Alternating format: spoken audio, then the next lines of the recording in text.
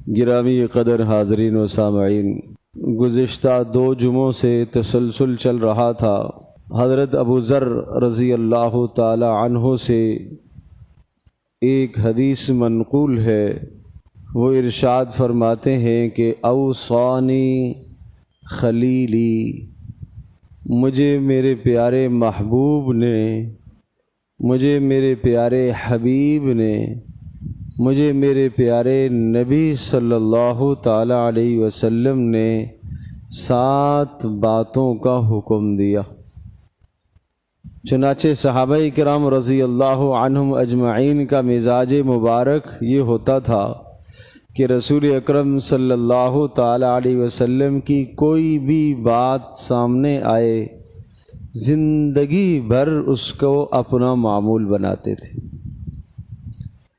دماغ کیا کہہ رہا ہے، میری اندر کی چاہتیں کیا کہہ رہی ہیں، ماحول اور معاشرہ کیا کہہ رہا ہے، ان سب باتوں سے بے خبر ہو کر اپنے حبیب صلی اللہ تعالی علیہ وسلم کی، اپنے محبوب صلی اللہ تعالی علیہ وسلم کی، اپنے نبی صلی اللہ تعالی علیہ وسلم کی بات کو اپنے سینے سے لگاتے تھے، اتنا اہتمام کرتے تھے۔ اور جب بیان کرتے تھے رسول اللہ صلی اللہ علیہ وسلم کی بات کو تو جملہ یہ بولتے تھے، مجھے میرے حبیب نے یہ حکم دی، مجھے میرے محبوب نے یہ بتایا، مجھے میرے خلیل نے یہ بتایا، بڑے فخر سے بیان کرتے تھے۔ تو چنانچہ حضرت ابو ذر غفاری رضی اللہ تعالی عنہ ارشاد فرماتے ہیں کہ اوصانی خلیلی، مجھے میرے خلیل نے، مجھے میرے حبیب نے حکم دیا ہے، وصیت کی ہے، خاص تاکید کی ہے۔ کیا بات کہی؟ امرنی بحب المساکین والدنو منہم، مجھے اس بات کا حکم دیا کہ میں مساکین سے محبت رکھوں اور میں ان کے پاس بیٹھتا رہوں اور مساکین سے اپنا قرب اختیار کروں۔ اس پر تفصیل سے گزشتہ بات ہو گئی۔ پھر دوسری بات ارشاد فرمائی، وَأَمَرَنِي، اور مجھے میرے حبیب صلی اللہ تعالی علیہ وسلم نے یہ حکم دیا کہ اللہ انظرا، کہ میں دنیا کے معاملات میں نہ دیکھوں الی من فوقی، جو مجھ سے دنیا کے مرتبے اور مقام میں زیادہ ہے، میں اس کی طرف نہ نگاہ کروں۔ وَأَمَرَنِي أَنْ أَنظُرَ إِلَى مَنْ دُونِي، اور مجھے حکم دیا کہ میں دنیا کے معاملات میں اس کو دیکھوں جو مجھ سے کم ہو۔ اس پر بھی گزشتہ تفصیل سے ہم بیان کر چکے ہیں کہ دنیا کے معاملات میں آدمی کو اپنے سے کم آدمی کو دیکھنا چاہیے۔ کیا مطلب؟ جو مال میں ہم سے کم ہے، دنیا کی آسائشوں میں اور دنیا کی چیزوں میں وہ ہم سے کم ہے، تو جب ہم اس کی طرف نگاہ رکھیں گے تو دل میں شکر پیدا ہوگا، اور اپنے سے اوپر والے کو دیکھیں گے تو ناشکری پیدا ہوگی۔ اس لیے فرمایا دنیا کے معاملے میں آپ اپنے سے کم والے کو دیکھو اور اوپر والے کو نہ دیکھو۔ البتہ دین کے معاملے میں ارشاد فرمایا، دین کے معاملے میں اپنے سے اوپر والے کو دیکھو، اور صرف دیکھو نہیں بلکہ اس کی اقتداء کرو، اس کے پیچھے چلو۔ اور دنیا کے معاملے میں اپنے سے نیچے والے کو دیکھو اور پھر اللہ کا شکر ادا کرو کہ اللہ تو نے مجھے تو بہت کچھ دیا ہے، اس کے پاس تو فلاں چیزیں نہیں ہیں۔ تو یہ 2 باتیں ہو گئیں، 2 نصیحتیں ہو گئیں۔ تیسری نصیحت جو آج کا ہمارا مضمون ہے، حضرت ابو ذر رضی اللہ تعالی عنہ ارشاد فرماتے ہیں، وَأَمَرَنِي أَنْ أَصِلَ الرَّحِمَ وَإِنْ أَدْبَرَتْ، مجھے میرے حبیب صلی اللہ تعالی علیہ وسلم نے حکم دیا، کس چیز کا؟ صلح رحمی کا، قرابت داری کے حقوق ادا کرنے کا مجھے حکم دیا۔ وَإِنْ أَدْبَرَتْ، اگرچہ لوگ مجھ سے منہ موڑ جائیں لیکن میں کسی سے منہ نہ موڑوں، اگرچہ لوگ مجھ سے پیٹھ پھیر جائیں لیکن میں کسی سے پیٹھ نہ پھیروں۔ مجھے میرے حبیب صلی اللہ تعالی علیہ وسلم کی یہ نصیحت ہے۔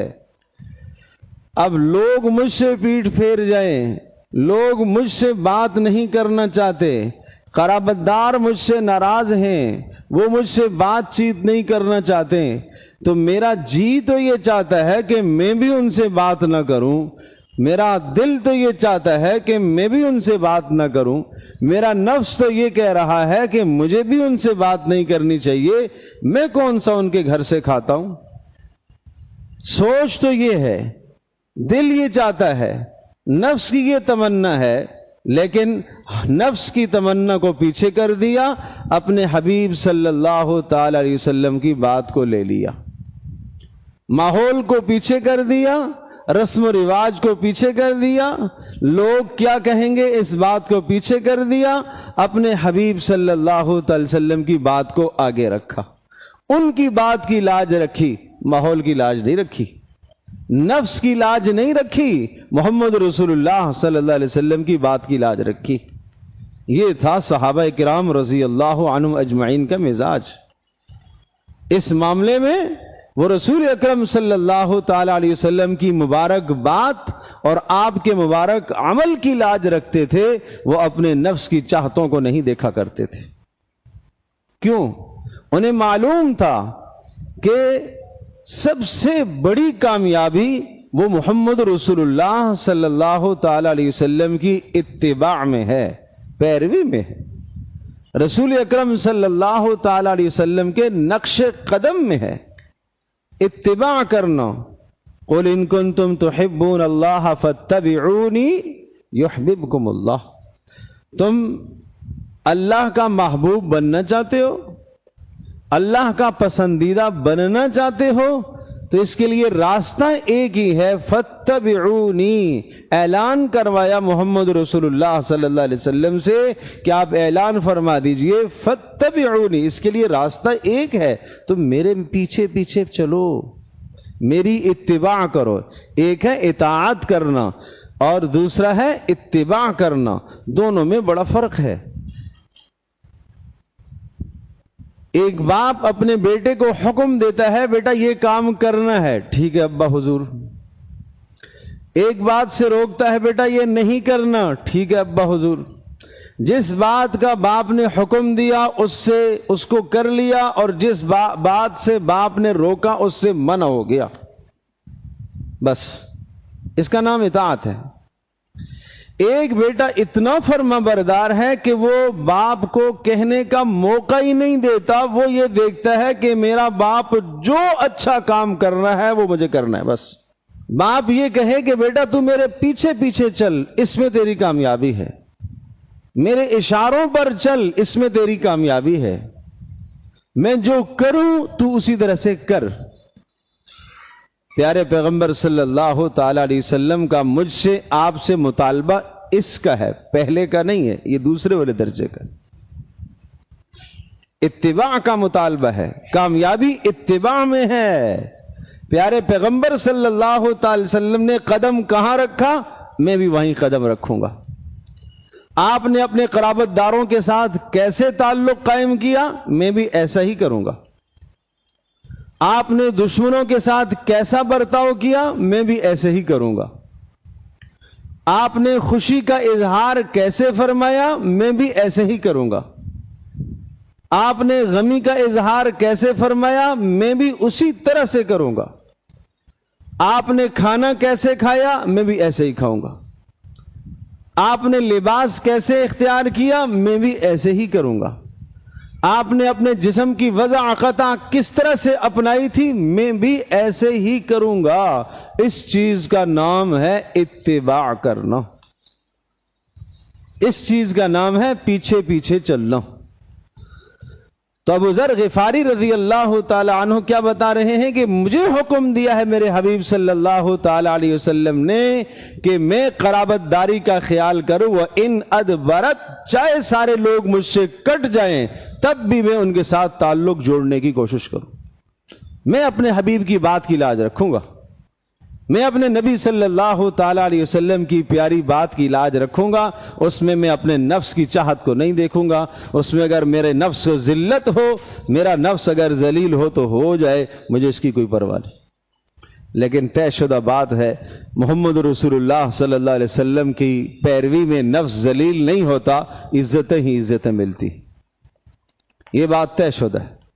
گو کہ ہمیں ذلت نظر آتی ہے، ہمیں جھکاؤ میں ذلت نظر آتی ہے، ہمیں معافی مانگنے میں ذلت نظر آتی ہے، ہمیں معاف کرنے میں ذلت نظر آتی ہے، ہمیں ظلم کر کے اپنے اوپر فخر آتا ہے کہ میں نے مزہ چکھایا اس کو۔ اللہ اکبر، اللہ اکبر۔ ہمیں اگلے کو تھپڑ مار کر لذت محسوس ہوتی ہے، یہ کیوں؟ اس لیے کہ اندر ظلم بھرا ہوا ہے، یہ اس لیے کہ اندر تکبر بھرا ہوا ہے، اس لیے کہ اندر غرور بھرا ہوا ہے۔ محمد رسول اللہ صلی اللہ تعالی علیہ وسلم کا یہاں مزاج یہ نہیں تھا۔ وہاں کسی پیارے سے، کسی پیارے کے حق میں اگر غلطی ہو گئی، کسی رسول اللہ صلی اللہ تعالی علیہ وسلم کے ساتھی نے اگر کسی ساتھی کو کچھ بول دیا تو فوری معافی مانگتا تھا، اور نہ صرف معافی مانگتا تھا بلکہ رسول اللہ صلی اللہ علیہ وسلم کی خدمت میں جاتا تھا، اے اللہ کے رسول آپ سفارش فرمائیے یہ مجھے معاف کر دے، مجھ سے یہ ناراض ہو گیا ہے، آپ سفارش فرمائیے۔ یہ ہے پیارے پیغمبر صلی اللہ علیہ وسلم کی شریعت، یہ ہے رسول اکرم صلی اللہ تعالی علیہ وسلم کا خلق، یہ ہے آن حضرت صلی اللہ تعالی علیہ وسلم کے اخلاق مبارکہ، اخلاق عالیہ، یوں ہے اخلاق حسنہ۔ تو عرض یہ کر رہا تھا کہ قرابت داری کا حکم دیا۔ حقوق العباد میں اللہ جل جلالہ نے توحید و رسالت کے بعد ماں باپ کے حق کو ذکر فرمایا، اور ماں باپ کے حقوق کے بعد پھر تیسرے نمبر پر قرابت داریوں کا حق آیا، اس لیے کہ قرابت داریاں، رشتہ داریاں جتنی بھی ہوتی ہیں وہ ماں باپ کے رشتے ناتے سے آتی ہیں، ماں باپ کے تعلق سے آتی۔ تو ماں باپ کے تعلق کے بعد رشتہ داریوں کے ساتھ تعلق بڑھانے کا حکم دیا۔ وَإِنْ أَدْبَرَتْ، چاہے لوگ آپ سے تعلق کو توڑ دیں جب بھی آپ ان کے ساتھ اپنا تعلق جوڑیں۔ حضرت ابو ہریرہ رضی اللہ تعالی عنہ کی روایت ہے، پیارے پیغمبر صلی اللہ تعالی علیہ وسلم نے یہ ارشاد فرمایا کہ جس شخص کے اندر یہ خصلت پائی گئی اللہ پاک اس کا حساب و کتاب آسانی سے لے گا۔ حاسبہ اللہ حسابا یسیرا وادخلہ اللہ الجنہ، اللہ اس کا حساب و کتاب آسانی سے لے گا اور اللہ تبارک و تعالی اسے جنت میں داخل کرے گا۔ وہ کون ہے؟ وہ ارشاد فرمایا تصل من قطعک، جو آپ کے ساتھ تعلق توڑے آپ اس کے ساتھ تعلق کو جوڑو، وتعفو عمن ظلمک، اور جو آپ کے ساتھ زیادتی کرے، ظلم کرے، آپ اسے درگزر کرو۔ ان دو خوبیوں پر اللہ تبارک و تعالی آپ کا حساب آسان لے گا اور اللہ آپ کے لیے جنت کا فیصلہ کرے گا۔ تو یا کیا فرمایا؟ تصل من قطعک، جو آپ سے تعلق توڑے آپ اس کے ساتھ تعلق جوڑو۔ والذین یقطعون ما امر اللہ والذین یقطعون ما امر اللہ به ان یوصل ویفسدون فی الارض والذین ینقضون عہد اللہ من بعد میثاقہ ویقطعون ما امر اللہ به ان یوصل ویفسدون فی الارض اولئک لهم اللعنہ وَلَهُمْ سُوءُ الدَّارِ۔ تین اعمال اور گناہوں پر لعنت کی بدترین وعید سنائی، اور وَلَهُمْ سُوءُ الدَّارِ، اور ان کا ٹھکانہ بدترین جہنم ہوگا، بدترین ٹھکانہ جہنم ہوگا۔ تین جرائم پر۔ وَالَّذِينَ يَنْقُضُونَ عَهْدَ اللَّهِ مِن بَعْدِ مِيثَاقِهِ، نمبر ایک اللہ کے وعدوں کو جو توڑتے ہیں۔ ایمان لانے کے بعد اللہ کے ساتھ انسان وعدہ کرتا ہے کہ میں تیرے احکام کو پورا کروں گا، میں تیرے نبی محمد رسول اللہ صلی اللہ تعالی وسلم کو اپنا ہادی، راہبر اور رہنما مانتا ہوں۔ راہبر، ہادی اور رہنما مانتا ہے لیکن زندگی کسی اور کے طریقے پر گزارتا ہے تو یہ نقض عہد ہے، وعدے کو توڑ دیا اس نے۔ بندے کے ساتھ وعدہ کرتا ہے اس وعدے کو توڑ دیا. تو اس لیے فرمایا والذین ینقضون عہد اللہ من بعد میثاقہ، جو وعدے کو توڑتا ہے. اور نمبر 2 وَيَقْطَعُونَ مَا أَمَرَ اللَّهُ بِهِ أَن يُوصَلَ، جو صلح رحمی نہیں کرتا، قرابت داریوں کا خیال نہیں کرتا، قطع تعلق کرتا ہے، رشتے ناتے توڑتا ہے. وَيُفْسِدُونَ فِي الْأَرْضِ، اور جو زمین میں فساد مچاتا ہے، زمین میں فساد پھیلاتا ہے، لڑائی جھگڑے کر کے فساد پھیلاتا ہے. اولئک لہم اللعنہ، ایسوں پر تو اللہ کی لعنت ہوا کرتی ہے. وَلَهُمْ سُوءُ الدَّارِ، اور ان کے لیے تو بدترین ٹھکانہ جہنم ہوگا. اللہ ہماری حفاظت فرمائے. ہم سب کے سب اپنا احتساب کریں کہ کہیں یہ 3 جرائم میرے اندر تو نہیں پائے جا رہے، یا ان 3 گناہوں میں سے کوئی ایک گناہ میرے اندر تو نہیں ہے. کیا میں نے کوئی اللہ کا وعدہ تو نہیں توڑا؟ کیا میں نے قرابت داریوں کی پاسداری رکھی ہے کہ نہیں؟ کیا میں نے کوئی فساد تو نہیں کیا؟ اللہ پاک کریم ہے.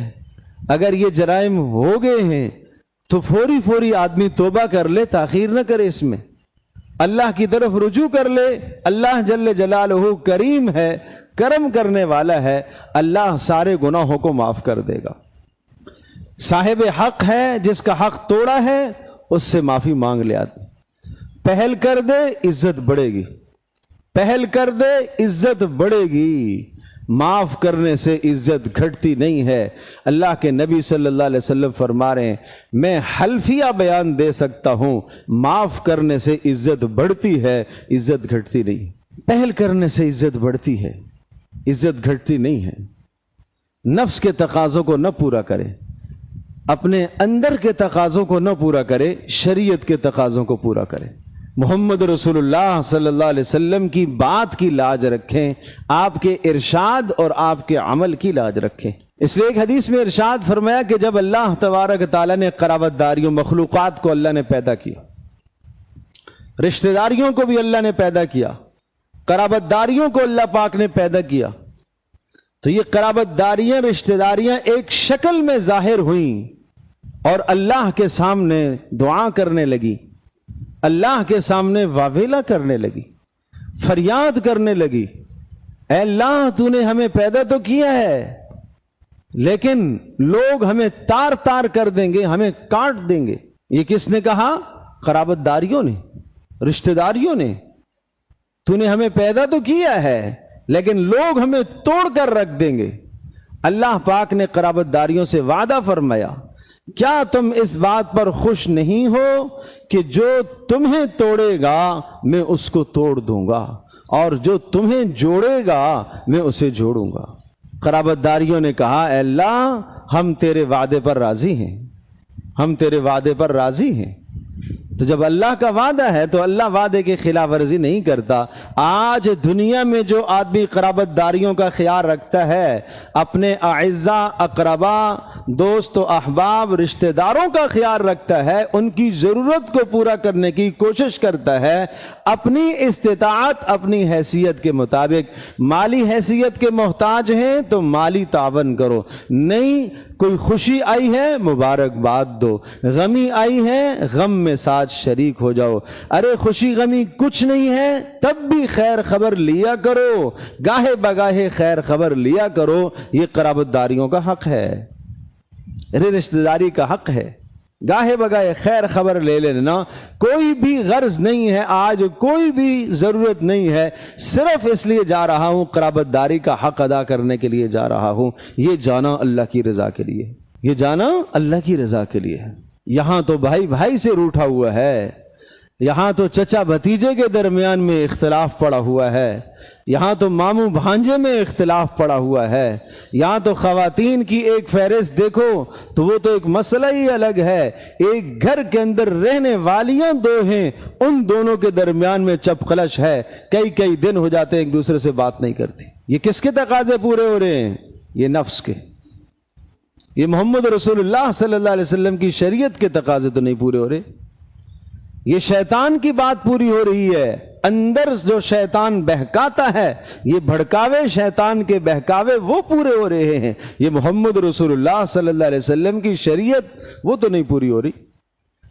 اور سن لیجئے آپ نے صاف صاف اعلان فرمایا لا یؤمن احدکم حتی یکون ہواہ تبعا لما جئت بھی، تم میں سے کوئی شخص اس وقت تک صاحب ایمان نہیں ہو سکتا جب تک اپنی ساری خواہشات کو اور چاہتوں کو میرے دین کے تابع نہ کر دے۔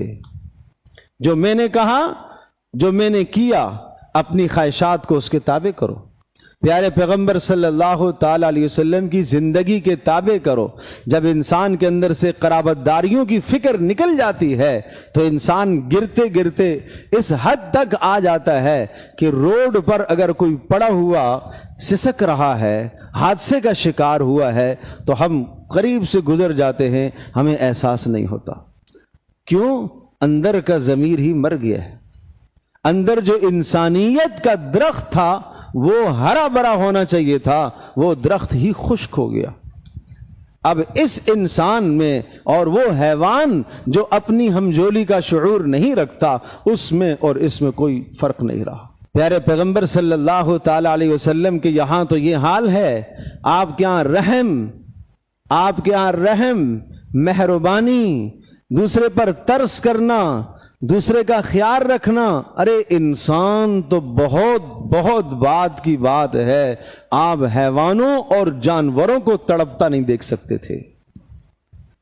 آپ حیوانوں اور جانوروں کو تڑپتا نہیں دیکھ سکتے تھے۔ جانور، ایک آدمی جانور ذبح کر رہا ہے، قربانی کے موقع پر مینڈے کو ذبح کر رہا یا بکرے کو ذبح کر رہا ہے، ذبح کرنے کی چیز ہے، حلال قرار دیا اللہ پاک نے، اور اس کے کھانے کا طریقہ ذبح کر کے ہی ہے، لیکن رسول اللہ صلی اللہ تعالی وسلم نے دیکھا کہ وہ ذبح کرنے والا، اس نے ایک پاؤں اس کی گردن پر رکھا ہوا ہے اور ہاتھ میں چھری کو تیز کر رہا ہے۔ پیارے پیغمبر صلی اللہ علیہ وسلم سے یہ برداشت نہ ہوا اور آپ نے ارشاد فرمایا، ارے اللہ کے بندے، اس کو 2 مرتبہ کیوں موت دیتے ہو تم؟ وہ جانور نیچے سے ٹکٹکی باندھ کر چھری کو دیکھ رہا ہے، آپ سے برداشت نہ ہوا، آپ بول پڑے، یہ 2 مرتبہ اس کو موت کیوں دیتے ہو؟ چھری سے تو اس نے ذبح ہونا اور مرنا ہی ہے، لیکن یہ پہلے جو تو نے اس کو خوف میں مبتلا کیا ہوا ہے، یہ کیوں کر رہے ہو؟ پیارے پیغمبر صلی اللہ تعالی وسلم کا احساس دیکھیے، رسول اللہ صلی اللہ تعالی وسلم کا ترس اور رحم دیکھیے، ایک جانور کے متعلق رحم دیکھیے۔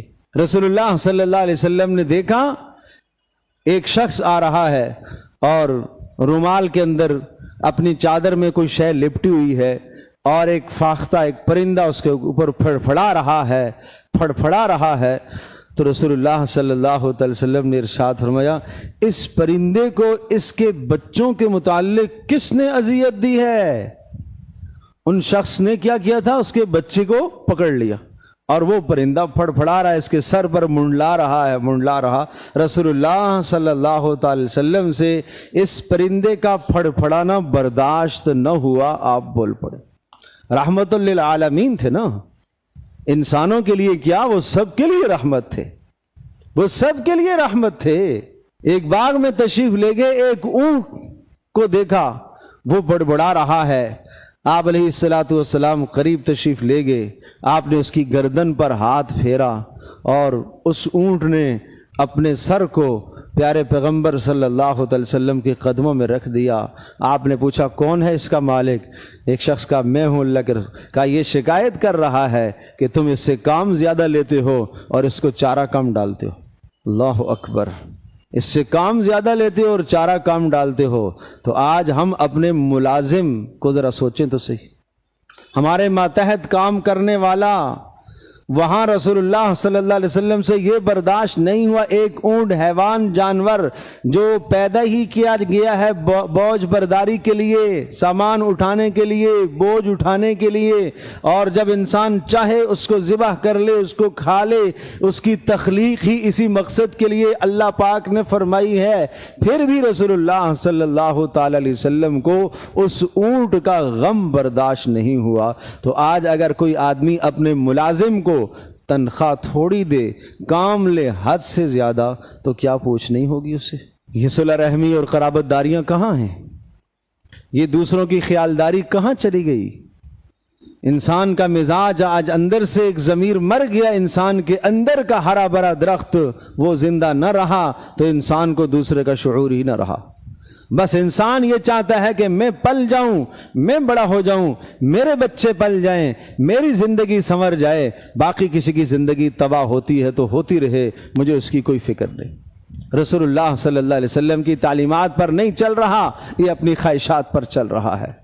یہ معاشرے کے دہاؤ میں اور معاشرے کے بہاؤ کے اندر یہ بہ رہا ہے، یہ معاشرے کے فتنوں کا جو سیلاب ہے ان میں یہ بہ رہا ہے، یہ محمد رسول اللہ صلی اللہ علیہ وسلم کی اتباع نہیں کر رہا۔ تو عرض یہ کر رہا تھا کہ حضرت ابو ذر رضی اللہ تعالی عنہ نے ارشاد فرمایا کہ مجھے میرے حبیب صلی اللہ تعالی علیہ وسلم نے اس بات کا حکم دیا، مجھے میرے حبیب، مجھے میرے محبوب، مجھے میرے خلیل حضرت محمد صلی اللہ تعالی وسلم نے اس بات کا حکم دیا۔ وہ لفظ بولتے تھے، وہ خلیل کہتے تھے، وہ حبیب کہتے تھے، وہ محبوب کہتے تھے، یہ لفظ کہتے ہوئے ان کو اپنے منہ میں لذت آتی تھی، اپنے نبی کا نام لیتے ہوئے انہیں لذت آتی تھی۔